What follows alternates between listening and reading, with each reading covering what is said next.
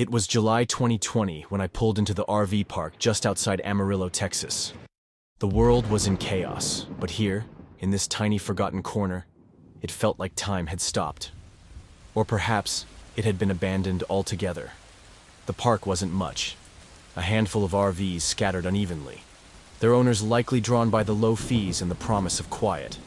The air was heavy with humidity, the remnants of a recent storm clinging to every surface. Thunder still grumbled in the distance, a low, menacing growl that never seemed to fade. The office/diner sat near the park's entrance, its faded sign barely legible.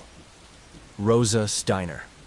The paint peeled like old scabs, and the windows reflected nothing but the encroaching night. Something about the place immediately felt off, though I couldn't pinpoint why. Maybe it was the way the light flickered inside, or how the shadows didn't seem to follow the natural rules of movement. I parked my RV at the far end of the lot, away from the others. Solitude had been my goal for this trip, after all. As I settled in, I noticed an odd silence around me. Not the peaceful quiet of nature, but a suffocating stillness. No crickets, no distant hum of highway traffic. Just the sound of my own breathing and the faint tapping of rain dripping from the RV's roof. An hour or so later, hunger got the better of me. I wasn't in the mood to cook, and the thought of a greasy burger from the diner didn't sound half bad. Grabbing my wallet, I stepped outside and immediately regretted it. The air felt wrong. It pressed against my skin like a weighted blanket, damp and electric. The storm was gone, but the sky was unnaturally dark. No stars, no moon, just an oppressive black void that swallowed everything. I hesitated, scanning the empty lot before forcing myself toward the diner. The closer I got, the worse the place looked. The neon "Open" sign buzzed weakly, casting a sickly green glow over the cracked pavement. Inside, I could see a single figure moving. A waitress. She seemed to glide more than walk. Her movements too smooth, too precise. My instincts screamed at me to turn around, but I ignored them. Hunger, or maybe stubborn curiosity, pushed me forward. When I stepped inside, the first thing I noticed was the smell. Not the warm, greasy aroma of diner food, but something cold, metallic. The kind of smell you would find in a hospital morgue or a room that hadn't been aired out in decades. "Welcome to Rosa's," the waitress said, her voice smooth and oddly melodic. She was young, maybe mid-20s, with a sharp bob of black hair and a smile that didn't quite reach her eyes. She wore a vintage-style uniform, pristine and out of place in such a run-down building. I glanced around. The diner was empty except for her. The counter stools were torn, the booth stained, and the floor bore the grime of countless forgotten footsteps. Yet, she looked immaculate. "What can I get you?" she asked, sliding a laminated menu in front of me. Her hand brushed mine, and it was ice cold. Not cool, not clammy. Cold. Like touching a metal pole in winter. "A burger and fries," I muttered, trying not to stare. Coming right up. She moved to the kitchen, and I watched her. Something about the way she walked, floated, set my teeth on edge. Her footsteps made no sound on the old tile floor. I shook it off, telling myself I was imagining things. The stress of the pandemic, the isolation of the road. It was messing with my head. But when she returned with my plate, I couldn't ignore it any longer. The food looked perfect. Too perfect. The burger was glossy, the fries golden and crisp, like something out of a commercial. But the smell was all wrong. No savory aroma, just that same cold metallic scent from earlier. "You're not eating," she said, tilting her head like a curious bird. Her smile was wider now, stretching just a little too far. I am not that hungry after all," I lied, pushing the plate away. Her expression didn't change, but the air around me grew heavier. It felt like the walls were closing in, the shadows deepening, stretching toward me. "You should eat," she insisted, her voice no longer melodic but sharp, almost a growl. I stood abruptly, mumbling an excuse about needing to get back to my RV. Her eyes followed me, unblinking as I stumbled out the door. Back in my RV, I locked the door and shut the blinds, heart pounding. I tried to rationalize what I'd just experienced, but my thoughts were a jumbled mess. Then, I noticed something that made my blood run cold. The diner. From my window, I could see it clearly. The neon sign was off now, the building completely dark. But what chilled me to the core was the realization that there was no power line running to it. The diner shouldn't have had electricity. I couldn't sleep. Every time I closed my eyes, I saw her face. Pale, smiling, and wrong. My heart raced as I replayed the events, trying to make sense of them. My brain screamed at me to leave, to drive away and never look back. But my body felt frozen, as if some unseen force rooted me to that spot. Around 3 a.m., I heard it. A faint tapping on the RV door. I shot up in bed, my throat dry and my skin damp with sweat. At first, I thought it might be the wind or a stray branch, but the sound was too deliberate. Tap, tap, tap. A rhythm, slow and steady. For a moment, I didn't move. I couldn't. The silence outside was absolute, swallowing everything except that infernal tapping. Gathering my courage, I crept to the door, careful not to make a sound. My hands trembled as I peeked through the small window. No one was there. The lot was empty. The shadows of the other RVs stretching unnaturally long under a light that didn't seem to have a source. I let out a shaky breath and backed away, telling myself it was just my imagination. But as I turned, my blood turned to ice. The tapping started again. This time, on the side window. I whipped around, and for the briefest moment I saw her, the waitress. Standing just outside, her face pressed against the glass, her lips stretched into that grotesque smile. Her eyes were wrong, glassy and lifeless, yet locked onto mine. I stumbled back, knocking over a chair. By the time I looked again, she was gone. Panic surged through me. I grabbed my keys, ready to start the engine and get the hell out of there. But when I opened the blinds to check outside again, my heart nearly stopped. The diner was lit up, bright, garish neon spilling into the night like a beacon. The windows glowed with an eerie, pulsating light, and inside I could see movement. Shadows, dozens of them, shifting and writhing like a mass of bodies crammed together. I blinked, and the shadows were gone. The diner looked empty again, but the light remained, cold and unwavering. I couldn't stay. Grabbing my keys, I flung open the door and bolted for the driver's seat. The engine sputtered to life, and I slammed my foot on the gas, peeling out of the lot so fast I nearly lost control. The road stretched ahead, endless and dark.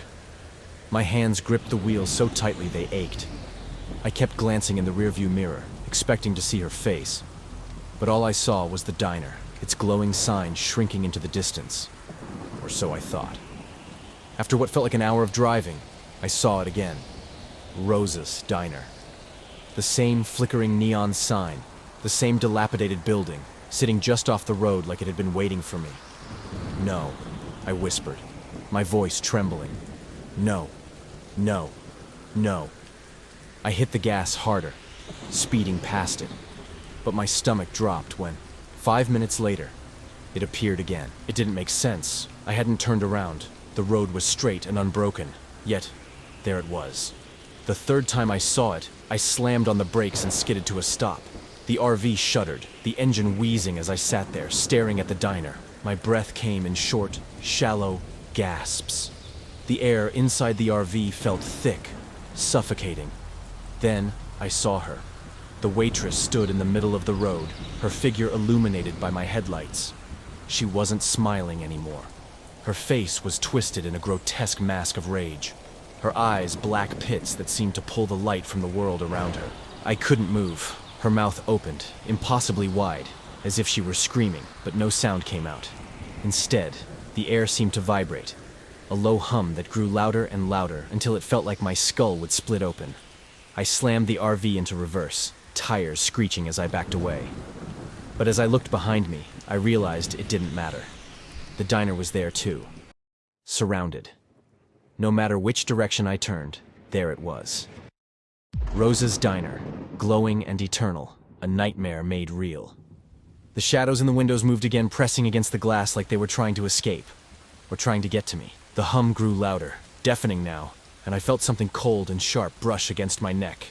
I whipped around, but the RV was empty, or so I thought, until I saw the condensation forming on the inside of the windows. Words. Stay for dinner. I don't remember much after that. I must have blacked out, because the next thing I knew, I was waking up in my RV parked on the side of a highway. The sun was rising, and the diner was gone. At least I thought it was. When I looked at my hands, they were stained with grease and something darker. Blood. And on the passenger seat was a plate, a burger and fries. The smell was cold and metallic. I stared at the plate for what felt like hours. The burger looked wrong, too perfect, like a prop from a staged photograph. The fries were cold, congealed in a shiny layer of grease, but the worst part was the blood. It pooled under the plate, sticky and vibrant, dripping slowly onto the seat beneath it. My stomach churned. I threw the door open and stumbled out of the RV, gasping for air. The highway stretched empty in both directions, nothing but asphalt and barren plains. The diner was gone, but its presence lingered, pressing down on me like an invisible weight. I tried to piece together what had happened. Had I imagined it? A hallucination? A nightmare that somehow bled into reality? But the blood on my hands and the plate in the RV told a different story. I needed to get out of there. The RV sputtered reluctantly to life, and I drove, aimless and frantic, until I saw the first sign of civilization. A gas station. I pulled in, my hands shaking as I stumbled inside. The clerk, a middle-aged man with a cigarette dangling from his lips, glanced up from his magazine. "You look like you've seen a ghost," he said with a smirk, but his expression shifted when he saw my face. "Are you okay?" he asked, his tone serious now. I don't know," I stammered. "There was a diner, Rosa's Diner. It's back that way." "Do you know it?" His face went pale. The cigarette fell from his lips. "Rosas?" he repeated, his voice barely above a whisper. "You've got to be kidding me." I shook my head. I don't know how to explain it. Something happened there. Something... "You shouldn't have stopped," he cut in, his eyes darting around as if he expected someone or something to be listening. "Rosa's burned down years ago. A fire. Killed everyone inside. No one's been near that place since, but I was just there." I insisted. "I saw it. I talked to the waitress. She..." He held up a hand, his face a mask of fear. "Don't say any more. Just leave. Get as far away from here as you can." "But leave!" he barked, his voice trembling. I stumbled back, the weight of his words sinking in. My heart pounded as I returned to the RV, my thoughts racing. If the diner burned down, what had I seen? Who, or what, was the waitress? I didn't wait to find out. I drove for hours, putting as much distance as I could between myself and that cursed stretch of highway. But even as the miles passed, I couldn't shake the feeling that I wasn't alone. A week later, I was back home, trying to put it all behind me. I scrubbed the RV clean, desperate to erase any trace of that night. But the nightmares didn't stop. Every night I saw her, the waitress standing at the foot of my bed, her lifeless eyes boring into mine. And every morning I woke up to the smell of grease and blood. I tried everything, therapy, sleep aids, even moving, but it didn't matter. She followed me. Then, one night, I heard it again. Tap, tap, tap, on my bedroom window. When I looked, she was there, smiling. This time, I didn't scream. I didn't run. I just stared, paralyzed as she raised one hand and pointed at the door. A sound came from behind me, a low hum, like before. And then, I smelled it. Burgers. Fries. When I turned, my heart stopped. My living room had changed. The furniture was gone, replaced with red vinyl booths and a linoleum floor. A flickering neon sign buzzed above, casting everything in an eerie glow. Rosa's Diner. The waitress was behind the counter now, watching me. Her smile widened as she slid a plate toward me. "Dinner's served," she said, her voice hollow, echoing in the empty space. The shadows began to move again, creeping closer. and I knew I was never leaving. It was May 2021 when I decided to camp by Lake Mead. I don't know what drew me there, not really. Maybe it was the vague memory of a childhood trip, the image of the water shimmering in the desert heat, or the way it felt like the kind of place where the world couldn't touch you. But what I do know is that I wish I'd never gone. The RV rattled and groaned as I maneuvered it down the dirt path leading to the lake. The landscape around me was barren, almost hostile. Scraggly bushes and jagged rocks dotted the terrain, and the air felt heavier than it should have. It wasn't just the heat. It was something else. Something I couldn't quite place. Like a shadow looming just outside your peripheral vision. By the time I reached the lakeshore, the sun was already sinking behind the horizon, its red-orange light spilling across the water. The lake stretched out before me, impossibly vast, its surface unnaturally still. It wasn't peaceful. It was dead. The moment I stepped out of the RV, the silence hit me. Not the kind of quiet you would expect in a remote place, where you might hear the occasional chirp of a bird or the rustle of wind through the trees. No. This was a silence that pressed against you, that seemed to suck the sound out of the world. Even my own footsteps felt muffled as I walked to the water's edge. I stood there for a while, staring out at the lake. There wasn't a soul in sight. Not a single boat, no other campers, nothing. It didn't make sense. Lake Mead was supposed to be a popular spot, wasn't it? The thought flickered through my mind, but I brushed it off. Maybe it was just an off-season thing, I told myself. It was as I was heading back to the RV to set up camp that I saw him. A man, standing on the far side of the clearing, just where the dirt path disappeared into the shadows.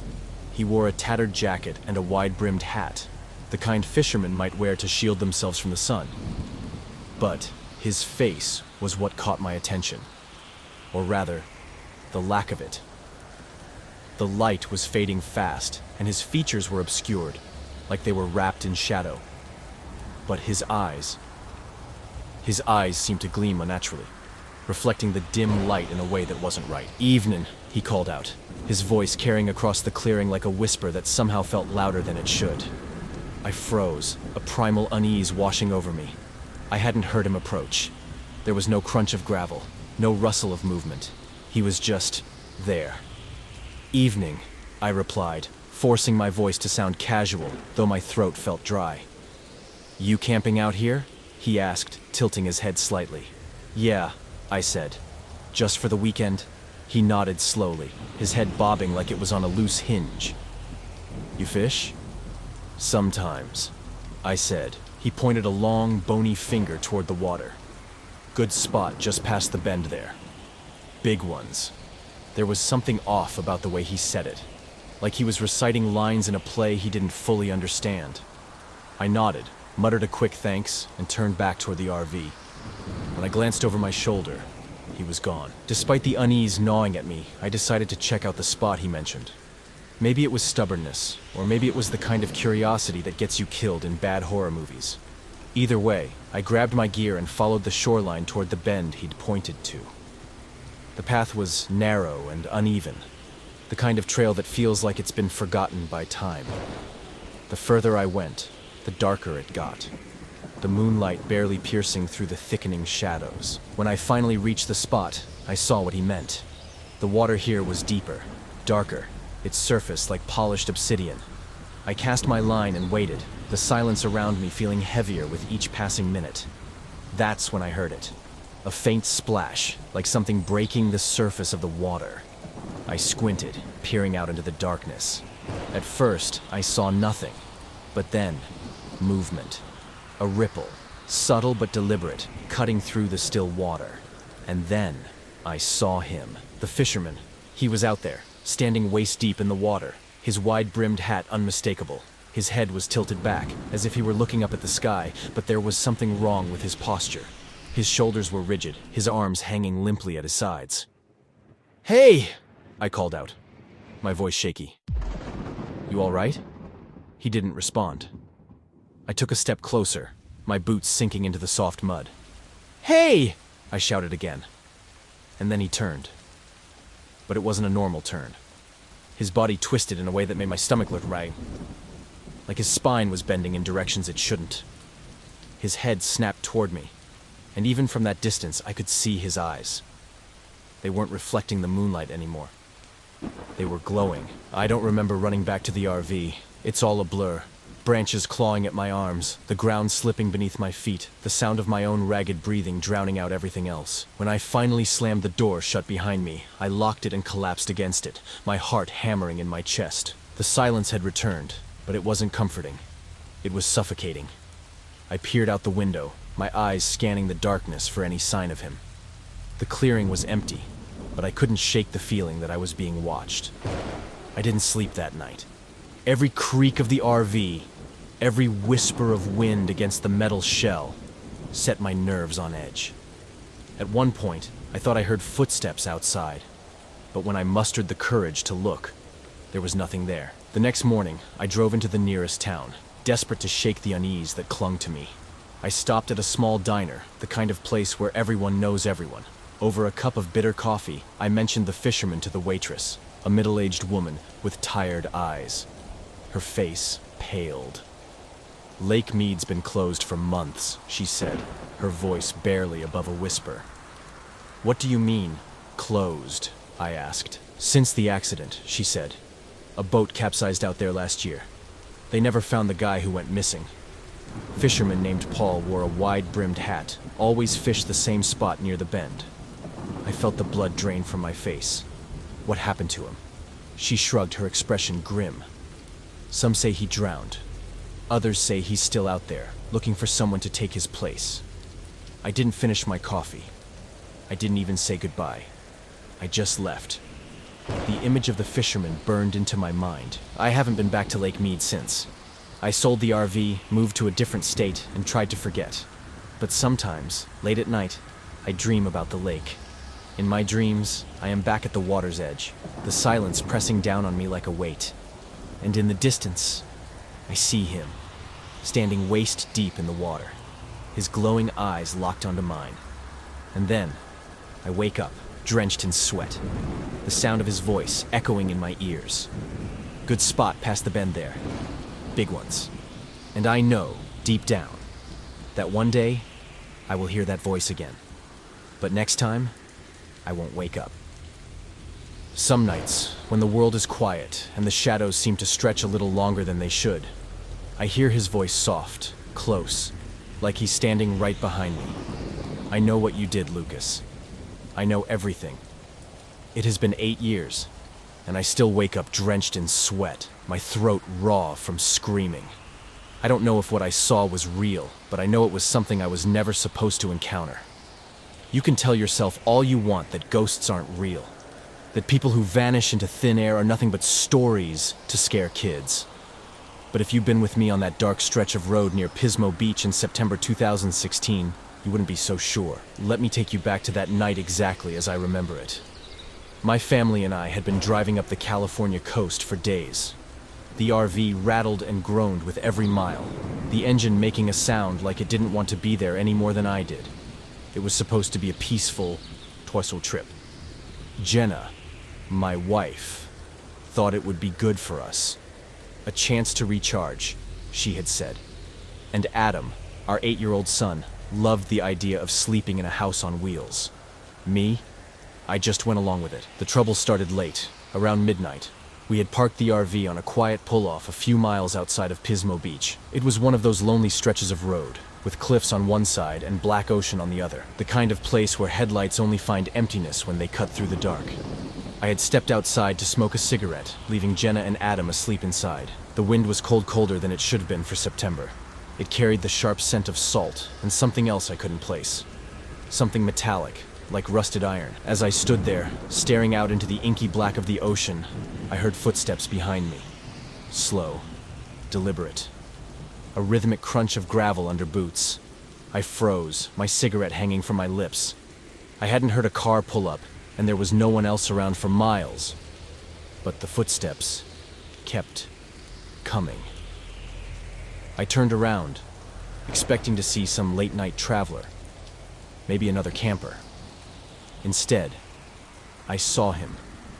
The hitchhiker. He was standing a few feet away, silhouetted against the RV's dim yellow light. His face was obscured by shadow, but I could see enough. He was tall, lanky, and his clothes hung off him like they didn't quite fit. A tattered gray hoodie, ripped jeans, and boots that looked like they'd walked through hell and back. His hands were shoved into his pockets, his posture oddly still, like he was trying not to scare me. "You got a light?" he asked. His voice was low, rough, like he hadn't used it in years. I swallowed hard, trying to shake off the creeping unease crawling up my spine. "Yeah, sure." My hands were trembling as I pulled out my lighter and flicked the flame to life. The hitchhiker stepped closer, just enough for me to see his face. His skin was pale, almost gray, like he hadn't seen sunlight in months. His eyes, God, his eyes were what I remember most. They were too wide, too bright, and the irises seemed to shimmer in the light, like oil floating on water. He grinned a slow, unnatural smile that didn't reach those shimmering eyes. "Thanks, Lucas." I froze. My heart stopped mid-beat. "How do you know my name?" He just stared at me, unblinking. That horrible grin still stretched across his face. I took a step back, my mind racing. Maybe he had seen the RV. Maybe Jenna or Adam had mentioned my name earlier. That made sense, didn't it? But deep down, I knew there was no way.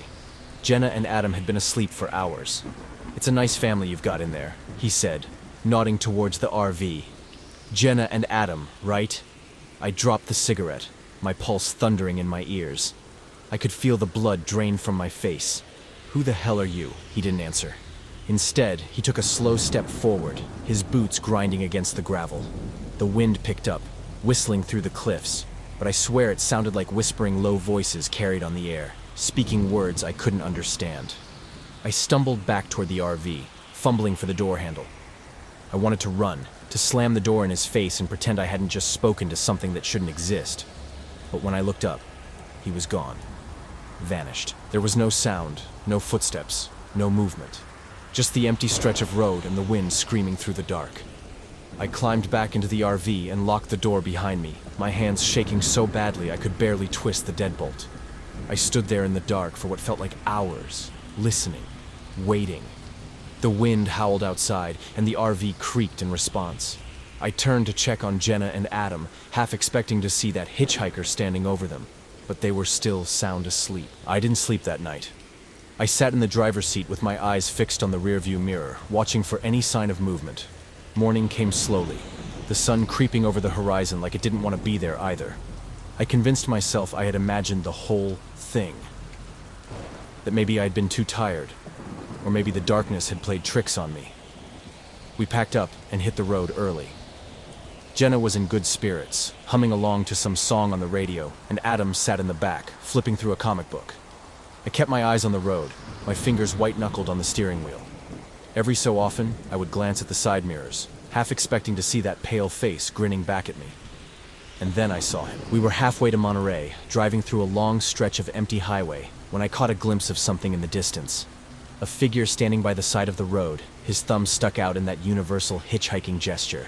It was him, the same gray hoodie, the same two wide eyes.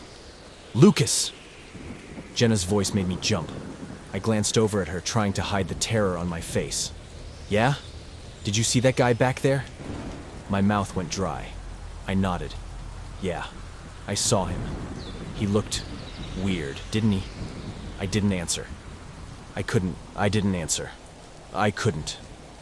We drove on in silence, but I couldn't shake the feeling that he was still there, watching us. That night, we stopped at a crowded RV park near Monterey, surrounded by families and laughter. It should have felt safe. It didn't. I woke up around 2 a.m. to a faint tapping sound. Tap, tap, tap. It was soft, like fingernails against glass. I sat up, my heart pounding. The RV was dark, Jenna and Adam still fast asleep. I listened, straining to hear over the blood rushing in my ears. Tap, tap, tap. It was coming from the window. I turned my head slowly, the air feeling thick and heavy, like I was moving underwater. He was there. The hitchhiker stood just outside the window, his face inches from the glass. His skin was paler than before, almost translucent, and his grin was wider. Too wide. His teeth were sharp and gleaming, like a predator that had finally cornered its prey. "I told you, Lucas. I know everything. I couldn't breathe. I couldn't move. I just sat there, staring into those impossible eyes as the tapping continued. Tap, tap, tap. And then he was gone. The next morning, I told Jenna we were cutting the trip short. I made up some excuse about work, but I think she could tell something was wrong. I didn't care. I just wanted to get out of there, to put as many miles as possible between us and whatever that thing was. We made it back home in 2 days. I thought that would be the end of it. It wasn't. 2 weeks later, I found a photograph tucked under the windshield wiper of my truck. It was a picture of the RV. Our RV parked on that lonely pull-off near Pismo Beach. In the corner of the photo, you could see a figure standing in the shadows. The hitchhiker. That was 8 years ago. I moved my family to a different state. I changed my job, my routines, everything I could think of to shake the feeling that he was still out there, waiting. But every so often, I catch a glimpse of something. A figure by the side of the road, or a shadow where there shouldn't be one. And sometimes, late at night, I hear it again. Tap, tap, tap.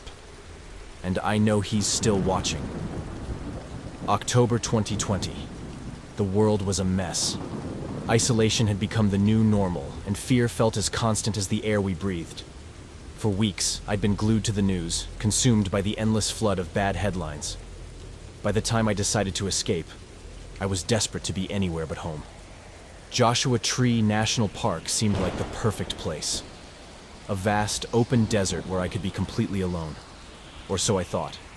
I drove out in my RV late one afternoon, chasing the setting sun as it painted the horizon in shades of crimson and gold.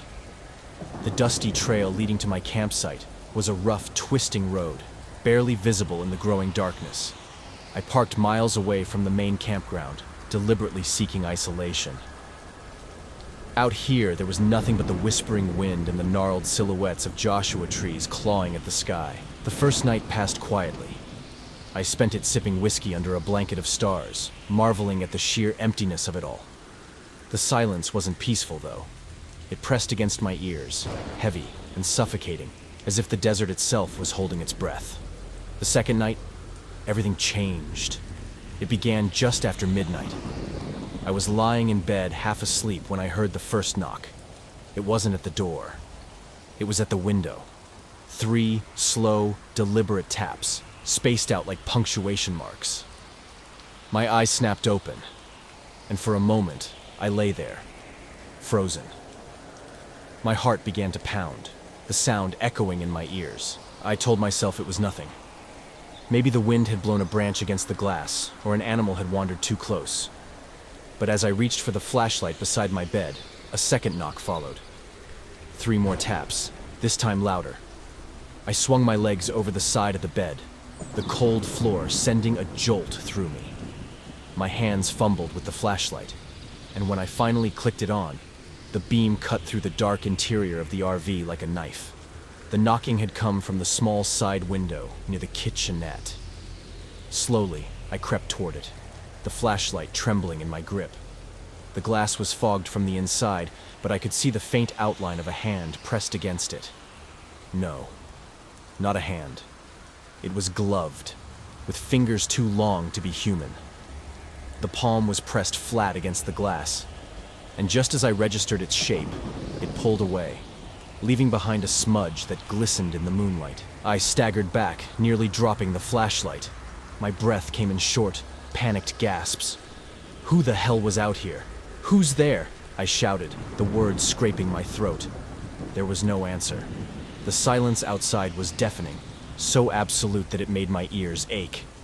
I waited listening, my body tense and trembling. Then I heard it. Footsteps crunching in the dirt, circling the RV.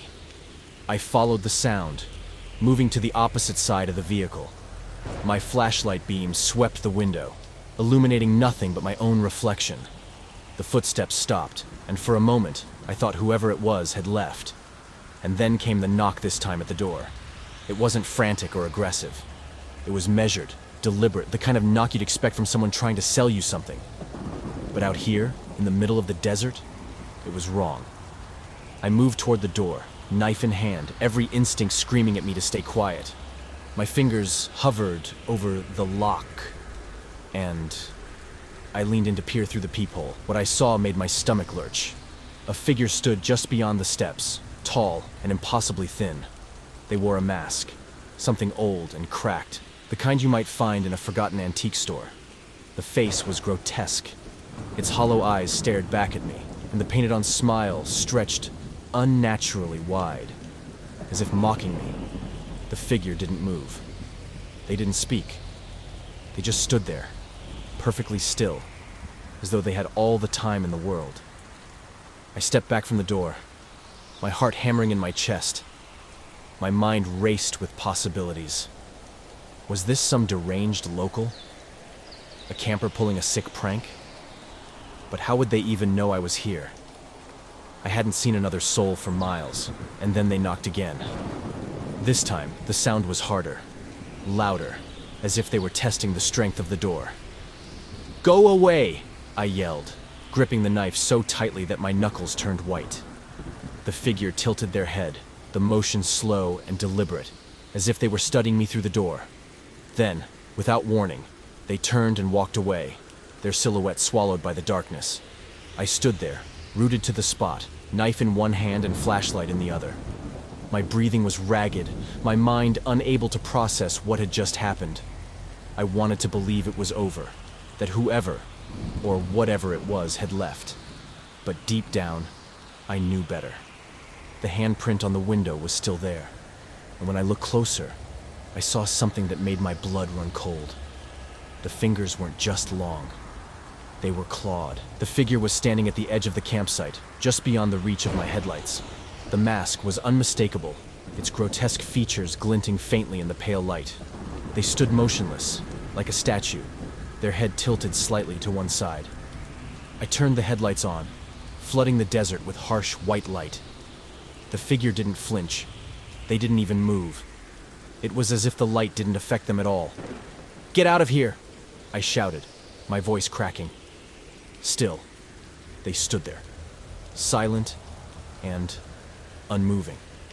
My hand hovered over the ignition, the thought of driving away taking root in my mind.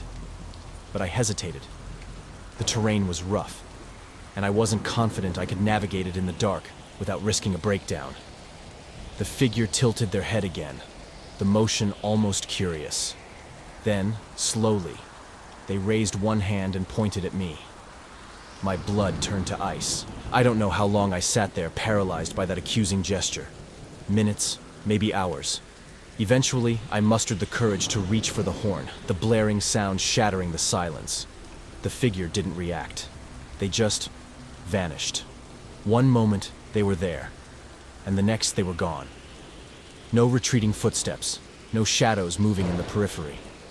It was as if they'd been swallowed by the desert itself. I stayed awake the rest of the night, gripping the knife so tightly that my hand ached. The silence outside was deafening, broken only by the occasional gust of wind. By the time the first light of dawn crept over the horizon, I was a wreck. But daylight didn't bring relief. It brought something worse. When I finally stepped out of the RV to inspect the campsite, I found footprints. Hundreds of them, circling the vehicle in a chaotic pattern. They weren't ordinary footprints, either. They were too deep, as if the figure had been unnaturally heavy, and the shape was wrong. Elongated, with clawed toes that dug into the dirt, I followed the trail a few feet into the desert before it stopped abruptly, as if whoever or whatever had made them had simply disappeared. I couldn't stay.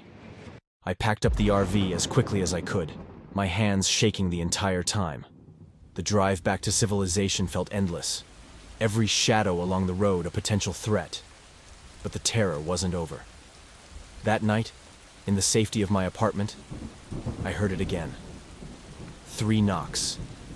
They came from the window, soft but deliberate.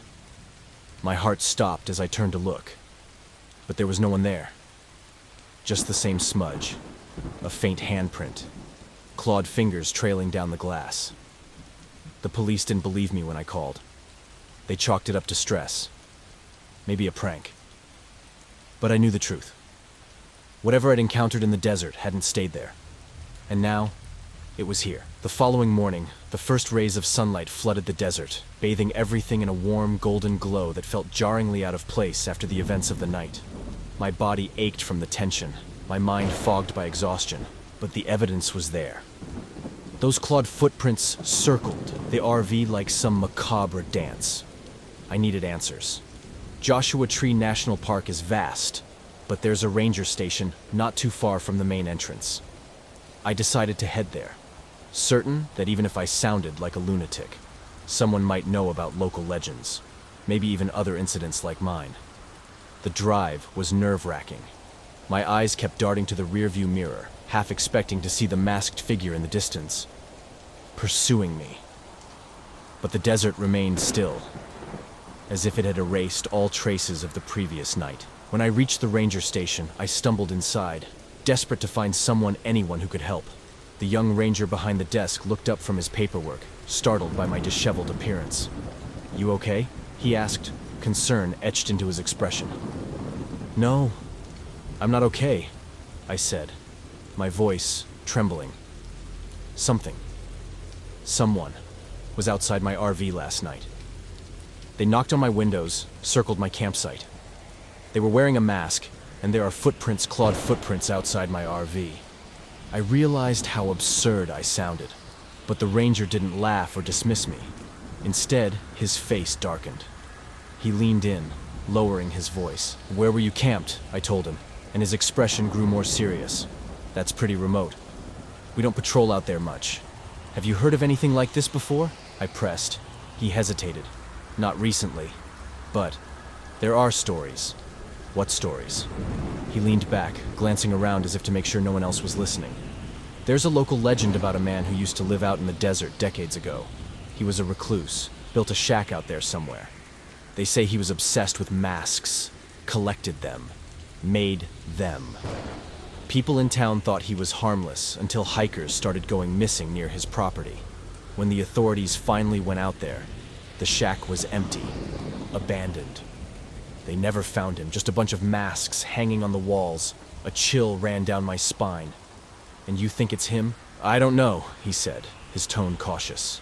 "But every so often, people report strange encounters. A masked figure, knocking on their windows, asking for help. Usually, it's campers who've gone too far off the beaten path."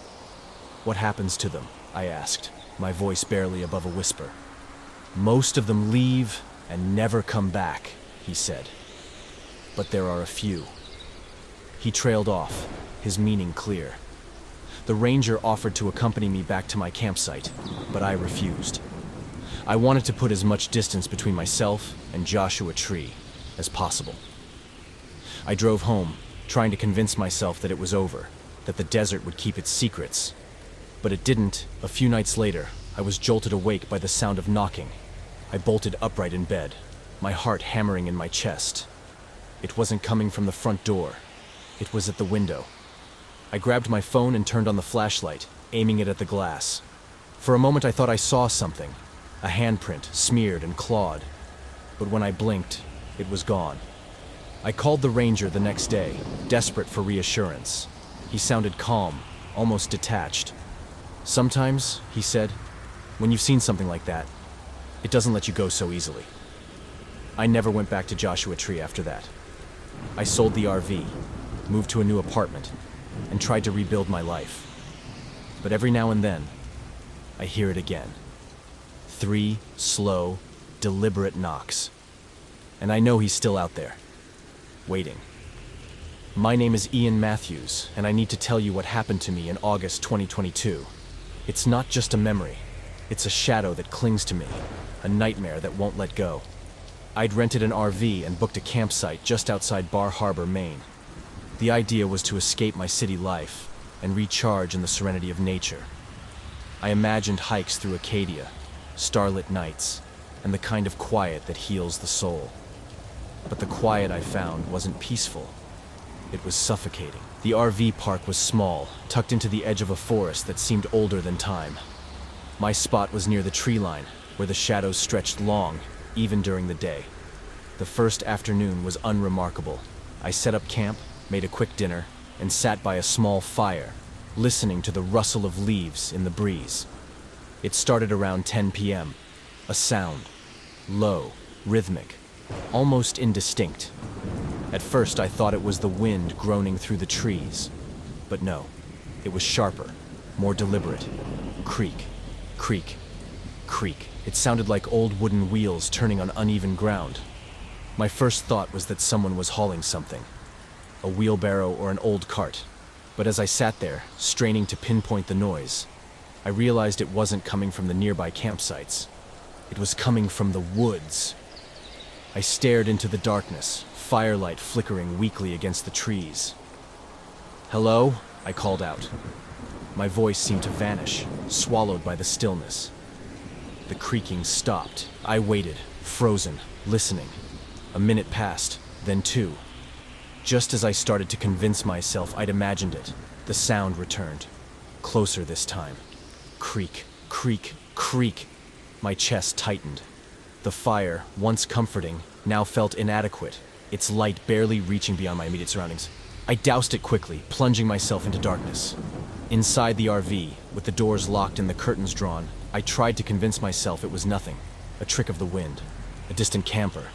But deep down, I knew it wasn't. The next day, I decided to ask around, casually at first. Most of the other campers brushed me off. One older man chuckled and said, "You're just hearing the trees settling. Happens all the time in old forests." But when I mentioned it to Dale, the campsite manager, his expression changed. He paused, his hand gripping the edge of the desk. "You sure you heard it?" he asked. "Yeah," I said. "Wagon wheels, right?" He didn't answer at first, just stared at me with this hollow look. "Finally," he muttered. "Sometimes people hear things out here. Just stay close to camp, okay?" Then he walked away before I could press him further. That night, I made sure every curtain in the RV was shut tight. The creaking began earlier this time, around 9 p.m. Faint, but persistent. I stayed inside, gripping a flashlight, trying to ignore it. But ignoring it didn't work. By midnight, it was louder, closer. Creak, creak, creak. And then, something new. A thud. A single, heavy thud, like something being dropped onto hard ground. My breath hitched. It came again, louder this time. Thud. Creak, thud. Creak. I couldn't stay inside anymore. My skin prickled with a horrible certainty. Whatever it was, it wouldn't stop until I faced it. I stepped outside, flashlight trembling in my hand. The air was cold, unnaturally so for an August night. The camp was silent, the other RVs dark. "Who's there?" I called, my voice cracking. The sound stopped. I scanned the tree line, the flashlight beam shaking as I moved it back and forth. The woods loomed, a wall of blackness that seemed to pulse with menace. Then, I saw it. A shape. Low to the ground, barely more than a shadow, but unmistakably moving. It was gliding between the trees, almost too smoothly, like it wasn't walking, but being carried. And behind it, I could make out the faint outline of a wagon. The wheels turned slowly, creaking with every rotation. But there was no one pulling it. I froze, unable to look away. The figure stopped at the edge of the woods, just outside the beam of my flashlight. It tilted slightly, as if noticing me, and then it laughed. Not a laugh exactly, but a sound that mimicked one. Dry, hollow, and mechanical, like bones scraping together. I stumbled back into the RV, locking the door and pulling the blinds shut. For the rest of the night, the creaking circled the campsite, punctuated by the occasional thud. The next morning, I decided I'd had enough. I packed up to leave, but as I drove toward the exit, Dale was standing there, waving me down. "You leaving?" he asked, though he already knew the answer. "What the hell is out there?" I demanded. He sighed, looking older than he had the day before. "This place, it's got history. Used to be a settlement here, back in the 1800s. They say a family disappeared. Their wagon found abandoned in the woods. No one knows what happened to them. Or at least, no one talks about it." I stared at him, waiting for him to say more, but he just stepped back and waved me on. That night, I stayed at a small motel in Bar Harbor. I didn't care about the cost. I just needed walls around me, something solid between me and whatever was out there. But around 3 a.m., I woke up to a sound. Creak, creak, creak. It was outside the motel, louder than ever, echoing up to my second-floor window. My heart pounded as I approached the curtain, every instinct screaming at me not to look. I peeked through a crack. In the parking lot below, the wagon was there, its wooden frame warped and splintered, the wheels turning slowly on their own. And standing beside it was the figure.